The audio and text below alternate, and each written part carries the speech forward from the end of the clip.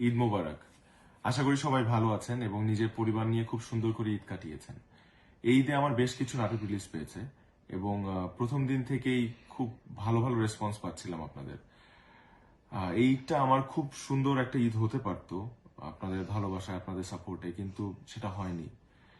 একটা অনাকাঙ্ক্ষিত বিষয়ে আপনারা যেমনটা কষ্ট পেয়েছেন ঠিক ঠিক তেমনি আমিও কিন্তু কষ্ট কষ্ট পাচ্ছি এবং কষ্টে আছি। আমি কিন্তু একদমই ভালো নেই। সো আপনারা এটা বুঝতেই পারছেন, কারণ আমাকে অনেকেই আমার শুভাকাঙ্ক্ষীরা মেসেজ পাঠিয়েছে এবং সাপোর্ট দেওয়ার চেষ্টা করছে। হয়তো আমার মানসিক অবস্থার কথা তারা বুঝতে পারছে।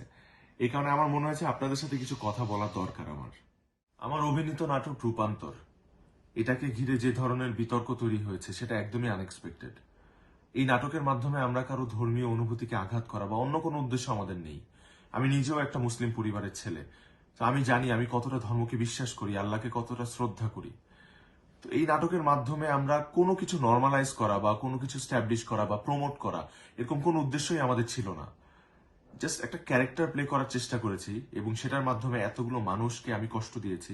সেটার জন্য আমি আন্তরিকভাবে দুঃখিত এবং আমি মনে প্রাণে আপনাদের সবার কাছে আমি দুঃখ প্রকাশ করছি। আমি দীর্ঘ 11 বছর যাবৎ নাটক করছি এবং আজকে আমার যে অবস্থান, এটার পেছনে আসলে আমার একার অবদান নেই। অবশ্যই আমার দর্শকের ভালোবাসা এবং সাপোর্টটা ছিল দেখে আজকে আমি অবস্থানে আসতে পেরেছি। তো আমার কাজ করার মূল উদ্দেশ্য হচ্ছে আমার দর্শককে একটু এন্টারটেনমেন্ট দেওয়া, একটু একটু তাদের খুশি। এই কারণে আসলে এত কষ্ট করি আমি। তো এরপর থেকে আমি আরেকটু বেশি সচেতন থাকবো এবং সতর্ক থাকবো আমার চরিত্র বাছাইয়ের ক্ষেত্রে, যাতে তারা কোনোভাবেই মনক্ষুণ্ণ না হয় এবং কষ্ট না পায়। আমি আপনাদেরকে কথা দিচ্ছি, আমার যে কাজগুলো আপনাদের এতদিন ভালো লেগেছে তার থেকেও বেশি ভালো কাজ আমি আপনাদেরকে উপহার দিব। শুধু একটাই রিকোয়েস্ট,